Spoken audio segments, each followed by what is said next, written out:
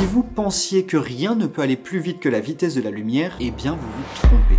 299 792 458 mètres par seconde. C'est une constante physique que l'on appelle la célérité, notée C, et que l'on associe souvent à la vitesse de la lumière dans le vide. Mais c'est aussi celle de toute particule sans masse et de toute perturbation dans un champ situé dans le vide. Par exemple les ondes gravitationnelles qui sont une oscillation de l'espace-temps liée à un événement astrophysique extrême comme la fusion de deux trous noirs. Mais revenons à la lumière. Effectivement, sa vitesse dans le vide équivaut à C, elle ne peut pas être dépassée. En revanche, lorsqu'elle traverse un milieu, comme l'air, eh bien tout change. Chaque instant, nous sommes bombardés par des rayons cosmiques qui sont des particules ultra-énergétiques comme des protons, provenant de tous les coins de l'univers. En rentrant dans la haute atmosphère terrestre, ces particules peuvent aller plus vite que la vitesse de la lumière. Les atomes excités produisent alors une émission radiative, un cône de lumière bleue que l'on appelle l'effet Cherenkov. C'est exactement ce qu'il se passe lorsqu'un avion franchit le mur du son. On observe alors un cône de pression que l'on appelle une onde de Mach. Le même phénomène se passe dans l'eau qui entoure le cœur des réacteurs nucléaires. Les électrons émis par la radioactivité atteignent des vitesses plus grandes que celles de la lumière et produisent ce flash bleu caractéristique de l'effet Cherenkov.